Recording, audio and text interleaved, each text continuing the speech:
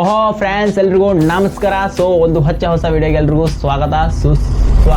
So Realme C67 ಬಗ್ಗೆ ಇವತ್ತೊಂದು ವಿಡಿಯೋದಲ್ಲಿ ರಿವ್ಯೂನ ತಗೊಂಡ್ಬಂದಿದ್ದೀನಿ. ಸೊ ರಿವ್ಯೂನ ಫುಲ್ ಸ್ಪೆಸಿಫಿಕೇಶನ್ ಏನಿದೆ ಏನಿಲ್ಲ ಅನ್ನೋದ್ರ ಬಗ್ಗೆ ಈ ಒಂದು ವಿಡಿಯೋದಲ್ಲಿ ಕಂಪ್ಲೀಟ್ ರಿವ್ಯೂ ತಿಳಿಸ್ಕೊಡ್ತಾ ಈ ಕಂಪ್ಲೀಟ್ ಮಾಹಿತಿನ ತಿಳಿಸ್ಕೊಡ್ತೀನಿ.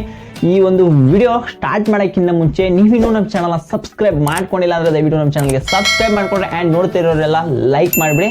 ಸೊ ಆದಷ್ಟು ಈ ವಿಡಿಯೋನ ಶೇರ್ ಮಾಡಿ. ಸೊ ಬನ್ನಿ ವಿಡಿಯೋನ ಶುರು ಮಾಡೋಣಂತೆ. ವಿಡಿಯೋದಲ್ಲಿ ರಿಯಲ್ಮಿ C67 5G ಬಗ್ಗೆ ಏನಿದೆ, ಈ ಒಂದು ಫೋನ್ ಒಂದು ಮಾರ್ಕೆಟ್ ಅಲ್ಲಿ ಈ ಒಂದು ಪ್ರೈಸ್ ನೋಡ್ಕೊಂಡಾಗ 13ರಿಂದ 14-15 ಸಾವಿರದೊಳಗೆ ಈ ಒಂದು ಫೋನ್ ಲಾಂಚ್ ಆಗುತ್ತೆ ಅಂತ ಹೇಳ್ಬೋದು. ಏನೆಲ್ಲ ಸ್ಟೋರೇಜ್ ಇದೆಯಪ್ಪ ಅನ್ನೋದಾದ್ರೆ 62 ಮತ್ತೆ 4GB ಮತ್ತೆ 6GB ಎರಡು ವೇರಿಯಂಟ್ ಅಲ್ಲಿ ಇದೆ. ಅದ್ರಾಗೆ 128GB ಒಂದು ಸ್ಟೋರೇಜ್ ಅಲ್ಲಿ ಮಾತ್ರ ನಮ್ಗೆ ಅವೈಲೇಬಲ್ ಇರುತ್ತೆ. ಈ ಒಂದು ಬೇಸ್ ವೇರಿಯಂಟ್ ಅಂತ ಹೇಳ್ಬೋದು. ಫೋನ್ ನ ಓವರ್ ಆಲ್ ಆಗಿ ಲುಕ್ ಡಿಸೈನ್ ಬಗ್ಗೆ ಮಾತಾಡ್ಕೊಂಡ್ಬಿಡೋಣ. ಸೊ ಫೋನ್ ಫ್ರಂಟ್ ಅಲ್ಲಿ ನೋಡ್ಕೊಂಡಾಗ ಒಂದು ಪಂಚ್ ಡಿಸ್ಪ್ಲೇ ನೋಡ್ತಾ ಇದೀವಿ. ಡಿಸ್ಪ್ಲೇ ಅಲ್ಲಿ ಯಾವುದೇ ರೀತಿ ಚೇಂಜಸ್ ಇಲ್ಲ, ಒಂದು LCD ಡಿಸ್ಪ್ಲೇನ ನೋಡ್ತಾ ಇದೀವಿ. ಇನ್ನು ಬ್ಯಾಕ್ ಸೈಡ್ ಅಲ್ಲಿ ಬಂದ್ರಪ್ಪ ಅಂದ್ರೆ ನಮಗೆ ರೌಂಡ್ ಆಗಿ ಒಂದು ಕ್ಯಾಮ್ರಾದಲ್ಲಿ ಲುಕ್ ನ ಸಾಗದ ಮಾಡೋರು ಅಂತ ಹೇಳ್ಬೋದು. ರಿಯಲ್ಮಿ ಅವರು ಇವಾಗ ತುಂಬಾ ಅಪ್ಗ್ರೇಡ್ ಮಾಡೋರೆ. ರಿಯಲ್ಮಿ 11 ಏನ್ ಬಂತು ಲಾಂಚ್ ಆಯ್ತು, ಸೊ ಅದೇ ರೀತಿ ಕ್ಯಾಮ್ರಾನ ಎಲ್ಲನೂ ಕೂಡ ಬಿಲ್ಡ್ ಮಾಡ್ತಾ ಇದಾರೆ. ಮಾರ್ಕೆಟ್ ಅಲ್ಲಿ ಒಂದು ಸ್ಪೆಷಲ್ ಹೈಪ್ ನ ಕ್ರಿಯೇಟ್ ಮಾಡ್ತಾವ್ರೆ. ಬಟ್ ಇಟ್ಸ್ ಓಕೆ ಅಂತ ಹೇಳ್ಬೋದು. ಕ್ಯಾಮ್ರಾದಲ್ಲಿ ಡ್ಯುಯಲ್ ಕ್ಯಾಮ್ರಾ ಸೆಟಪ್ ನ ನೋಡ್ತಾ ಇದೀವಿ.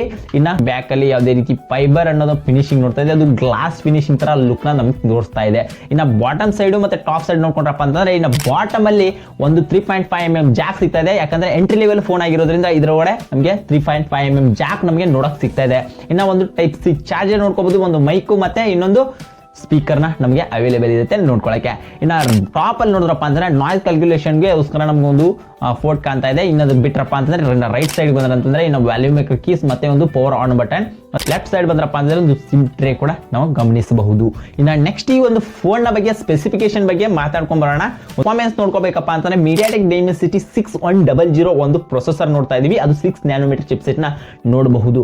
ಇನ್ನ ಡಿಸ್ಪ್ಲೇ ಅಲ್ಲಿ ನೋಡ್ಕೊಂಡ್ರಪ್ಪ ಅಂದ್ರೆ 6.7 ಇಂಚಸ್ ನ LCD ಡಿಸ್ಪ್ಲೇ ನ ನೋಡ್ತಾ ಇದೀವಿ ಗುರು. ಇದರಲ್ಲಿ 120Hz ರಿಫ್ರೆಶ್ ರೇಟ್ ಸಪೋರ್ಟ್ ಮಾಡುತ್ತೆ ಅಂತ ಹೇಳ್ಬೋದು. ಒಂದು ಇನ್ನೂ ಕೂಡ ಒಂದು ಒಳ್ಳೆ ಡಿಸ್ಪ್ಲೇ ಕೊಟ್ಟಿದ್ರು ನಡೀತಾ ಇದೆ ಅಂತ ನನ್ಗೆ ಅನಿಸ್ತು. ಬಟ್ ಇದ್ದಿದ್ದ ಪ್ರೈಸ್ಗೆ ಜಾಸ್ತಿ ಎಕ್ಸೆಪ್ಟೇಷನ್ ಮಾಡಕ್ ಆಗೋದಿಲ್ಲ ಅಂತ ಅಂದ್ಬಿಟ್ಟು 120Hz ಜೊತೆಗೆ ಒಂದು LCD ಡಿಸ್ಪ್ಲೇನ ಇದರಲ್ಲಿ ಕೊಡ್ತಾ ಇರೋದ್ರಿಂದ ಇದಕ್ಕಿಂತ ಜಾಸ್ತಿ ಎಕ್ಸೆಪ್ಟೇಷನ್ ಮಾಡಕ್ನಲ್ಲ. ಬಟ್ ಬ್ರ್ಯಾಂಡ್ ಹೆಂಗ್ ಮನ್ಸಿಗೆ ಬರುತ್ತೋ ಹೇಳಕ್ಕಾಗಲ್ಲ. ಒಂದೊಂದು ಫೋನ್ಸ್ ಅಂತಂದ್ರೆ ಇನ್ಫಿನಿಕ್ಸ್ ಎಲ್ಲ ಅಮೋಲೆಡ್ ಡಿಸ್ಪ್ಲೇನೇ ಕೊಟ್ಬಿಡ್ತಾರೆ. ಸೊ ಅವರೆಲ್ಲ ಯಾವ ರೀತಿ ಬಿಲ್ಡ್ ಮಾಡ್ತಾರೋ ಮಾರ್ಕೆಟಲ್ಲಿ ಫೋನ್ಸು. ಬಟ್ ಈ ರಿಯಲ್ಮಿ ಅವರು ಯಾವ ರೀತಿ ಬಿಲ್ಡ್ ಮಾಡ್ತಾರೋ, ರೆಡ್ಮಿ ಅವರು ಯಾವ ರೀತಿ ಬಿಲ್ಡ್ ಮಾಡ್ತಾರೋ ಅಂತ ಅವೆಲ್ಲ ಗೊತ್ತಾಗಲ್ಲ. ಬಟ್ ಹೇಳಕ್ ಆಗಲ್ಲ, ಇದರಲ್ಲಿ ಜಾಸ್ತಿ ಎಕ್ಸೆಪ್ಟೇಷನ್ಸ್ ಈ ಒಂದು ಬ್ರ್ಯಾಂಡ್ ಅಲ್ಲಿ ಇಟ್ಕೊಳಕ್ ಆಗಲ್ಲ. ಸೊ ನೆಕ್ಸ್ಟ್ ಬರೋಣ ರ್ಯಾಮ್ ಮತ್ತೆ ಸ್ಟೋರೇಜ್ ಬಂದ್ರಪ್ಪ ಅಂತಂದ್ರೆ ರ್ಯಾಮ್ ಅಲ್ಲಿ 2 ವೇರಿಯಂಟ್ ಸಿಗುತ್ತೆ, ಮತ್ತೊಂದು 6GB ಮತ್ತೆ 4GB ವೇರಿಯಂಟ್ ಸಿಗುತ್ತೆ. ಅದು LPDDR4X ರ್ಯಾಮ್ ನಾವು ನೋಡ್ಕೋಬಹುದು. ಇನ್ನು ಸ್ಟೋರೇಜ್ ಅಲ್ಲಿ ಬಂದ್ರಪ್ಪ ಅಂತಂದ್ರೆ 128GB ಒಂದು ಮಾತ್ರ ಅವೈಲೇಬಲ್ ಇರುತ್ತೆ. UFS 2.0 ನ ನಾವು ನೋಡ್ಕೋಬಹುದು. ಸೊ ನೆಕ್ಸ್ಟ್ ಇಲ್ಲಿ ಕ್ಯಾಮ್ರಾ ವಿಚಾರಕ್ಕೆ ಬರೋಣ. ಸೊ ಕ್ಯಾಮ್ರಾದಲ್ಲಿ ಬಂದ್ರೆ ಕ್ಯಾಮ್ರಾ ಇಸ್ ಮೇನ್ ಪಾರ್ಟ್ ಆಗುತ್ತೆ ನಮ್ಮ ಒಂದು ಫೋನ್ಗಳಲ್ಲಿ. ಸೊ ಮೊದಲನೇ ಕ್ಯಾಮ್ರಾ ಬಂದ್ಬಿಟ್ಟು 50 ಮೆಗಾಪಿಕ್ಸೆಲ್ ಕ್ಯಾಮ್ರಾನ ನೋಡ್ತಾ ಇದೀವಿ. ಇದು ಕೂಡ 1.8 ಅಪರ್ಚರ್ ಒಳಗಡೆ ಇದೊಂದು ಫೋಟೋಸ್ ನ ಪ್ರೊಡ್ಯೂಸ್ ಮಾಡುತ್ತೆ ಅಂತ ಹೇಳ್ಬೋದು. ಒಂದು ಬೆಸ್ಟ್ ಕ್ಯಾಮ್ರಾ ಕ್ವಾಲಿಟಿ ಅಂತ ಕೂಡ ಹೇಳ್ಬೋದು. ಯಾಕಂದ್ರೆ ಅಪರ್ಚರ್ ಎಷ್ಟು ಕಡಿಮೆ ಇರುತ್ತೋ ಅಷ್ಟು ಒಂದು ಗುಡ್ ಕ್ವಾಲಿಟಿ ಫೋಟೋಸ್ ನ ಪ್ರೊಡ್ಯೂಸ್ ಮಾಡುತ್ತೆ ಅಂತ ಹೇಳ್ಬೋದು. ನೆಕ್ಸ್ಟ್ ಇನ್ನು ಸೆಕೆಂಡರಿ ಕ್ಯಾಮ್ರಾ ನೋಡ್ತಾ ಇದೀವಿ. 2 ಮೆಗಾಪಿಕ್ಸೆಲ್ ಕ್ಯಾಮ್ರಾ ನೋಡ್ಕೊತಾ ಇದೀವಿ. ಇದರಲ್ಲಿ ಕೂಡ ಅಷ್ಟೇ 2.4 ಅಪರ್ಚರ್ ಒಳಗಡೆ ಒಂದು ಫೋಟೋನ ಶೂಟ್ ಮಾಡುತ್ತೆ ಅಂತ ಹೇಳ್ಬೋದು. ಇನ್ನು ಫ್ರಂಟ್ ಸೈಡ್ ಬಂದ್ರಪ್ಪ ಅಂತಾರೆ 8 ಮೆಗಾಪಿಕ್ಸೆಲ್ ನ ಒಂದು ಕ್ಯಾಮ್ರಾ ನೋಡ್ತಾ ಇದೀವಿ. ಅದು 2.05 ಅಪರ್ಚರ್ ಒಳಗಡೆ ಈ ಒಂದು ಫೋಟೋಸ್ ನ ಶೂಟ್ ಮಾಡುತ್ತೆ ಅಂತ ಹೇಳ್ಬೋದು. ಆದಷ್ಟು ನೀವು ಹತ್ತಿರಕ್ಕೆ ಬಂದು ಫೋಟೋಸ್ ಎಷ್ಟು ಶೂಟ್ ಮಾಡ್ತಿರೋ ಅಷ್ಟು ಚೆನ್ನಾಗಿ ಬರುತ್ತೆ. ಎಷ್ಟು ಜಾಸ್ತಿ ಡಿಸ್ಟೆನ್ಸ್ ಇಸ್ಕೊಂಡು ಎಷ್ಟು ಫೋಟೋನ ಶೂಟ್ ಮಾಡ್ತಿರೋ ಅಷ್ಟೊಂದು ಬ್ಲರ್ ಎಫೆಕ್ಟ್ ಅಲ್ಲಿ ಚೆನ್ನಾಗಿ ಬರಲ್ಲ. ಮತ್ತೆ ಎಷ್ಟೊಂದು ಫೋಟೋ ಕ್ವಾಲಿಟಿ ಕೂಡ ಚೆನ್ನಾಗಿ ಬರಲ್ಲ. ಎಲ್ಲ ಫೋಟೋನ ಝೂಮ್ ಮಾಡಿದಾಗ ಒಡೆದೋಗಿರುತ್ತೆ. ಸೊ ಆ ರೀತಿ ಪಿಕ್ಸೆಲ್ ಇರುತ್ತೆ. ಅದಕ್ಕೋಸ್ಕರ ನಾನು 1.8 ಅಪರ್ಚರ್, 7 ಅಪರ್ಚರ್, 1.6 ಅಪರ್ಚರ್, ಎಷ್ಟು ಅಪರ್ಚರ್ ಕಡಿಮೆ ಇರುತ್ತೋ ಅಷ್ಟು ಅಪರ್ಚರ್ ಒಳಗೆ ತೊಗೊಂಡ್ರಪ್ಪ ಅಂದ್ರೆ ಒಂದು ಕ್ಯಾಮ್ರಾ ಕ್ವಾಲಿಟಿ ಅಷ್ಟು ಚಲೋ ಬರುತ್ತೆ ಅಂತ ನನ್ಗನ್ಸುತ್ತೆ. ಬಟ್ ನೋಡಿ ನಿಮ್ಗೆ ಏನು ಅನ್ಸುತ್ತೆ ಅನ್ನೋದನ್ನ. ಆ್ಯಂಡ್ ಈ ವಿಡಿಯೋ ಕ್ವಾಲಿಟಿ ಬಂದ್ರಪ್ಪ ಅಂದ್ರೆ ಎರಡರಲ್ಲೂ ಕೂಡ ಅಷ್ಟೇ ಫುಲ್ HD ಮತ್ತೆ ಒಂದು HD ಒಳಗೆ 30 FPS ಒಳಗೆ ರೆಕಾರ್ಡ್ ಮಾಡ್ಕೋಬಹುದು. ಅಟ್ಲೀಸ್ಟ್ ಒಂದು HD ಒಳಗಾದ್ರೂ 60 FPS ಒಳಗಾದ್ರೂ ಕೊಟ್ಟಿಲ್ಲ ಇವರು. ಫುಲ್ HDನೇ ಕೊಡ್ತಾ ಇದ್ದಾರೆ ಕ್ಯಾಮ್ರಾ. ಬಟ್ ಇಲ್ಲಿ 4K ಸಪೋರ್ಟ್ ಆಗಲ್ಲ. ಬಟ್ ಆದ್ರೂ ಕೂಡ ಒಂದು ಅಟ್ಲೀಸ್ಟ್ ಒಂದು 30 FPS ಗಿಂತ 60 FPS ಆದ್ರೂ ಕೊಟ್ಟಿದ್ರು ನೀವು ಚೆನ್ನಾಗಿರ್ತಾ ಇತ್ತು ವಿಡಿಯೋ ರೆಕಾರ್ಡಿಂಗ್ ಅಲ್ಲಿ ಅಂತ ನನಗೆ ಅನಿಸ್ತು. ಬಟ್ ನಿಮ್ಗೆ ಏನು ಅನಿಸುತ್ತೆ ಅನ್ನೋದನ್ನ ಕಮೆಂಟ್ ಮಾಡಿ. ಆ್ಯಂಡ್ ಫ್ರಂಟ್ ಕ್ಯಾಮ್ರಾದಲ್ಲೂ ಕೂಡ ಅಷ್ಟೇ 8 ಮೆಗಾಪಿಕ್ಸೆಲ್ ಕೊಡ್ತಾವ್ರೆ.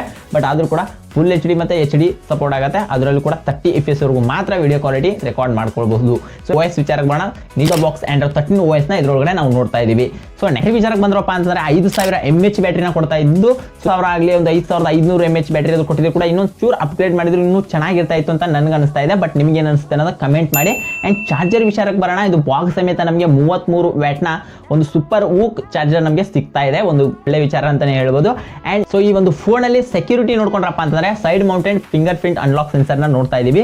ಸೊ ಈ ಒಂದು ಗುಡ್ ವಿಚಾರ ಅಂತಾನೆ ಹೇಳ್ಬೋದು. ಸೈಡ್ ಮೌಂಟೆಡ್ ಕೊಡ್ತಾ ಇರೋದು ಬೆಸ್ಟ್ ಅನ್ಸುತ್ತೆ. ಬಟ್ ನನಗೆ ಇನ್ ಡಿಸ್ಪ್ಲೇಕ್ಕಿಂತ ಸೈಡ್ ಮೌಂಟೆಡ್ ಕೆಲವರಿಗೆ ಇಷ್ಟ ಆಗುತ್ತೆ, ಇನ್ ಕೆಲವರಿಗೆ ಇನ್ ಡಿಸ್ಪ್ಲೇನೆ ಇನ್ನೊಂದಷ್ಟು ಇಂಪ್ರೆಸ್ ಮಾಡುತ್ತೆ. ಬಟ್ ಈ ಒಂದು ವಿಚಾರದಕ್ಕಿಂತ ಹೆಚ್ಚಾಗಿ ಈ ಒಂದು ಫೋನ್ ಅಲ್ಲಿ ಏನ್ ಪರ್ಫಾರ್ಮೆನ್ಸ್ ರನ್ ಮಾಡುತ್ತೆ ಅನ್ನೋದೇ ಮೇನ್ ಇಂಪಾರ್ಟೆಂಟ್ ಆಗುತ್ತೆ.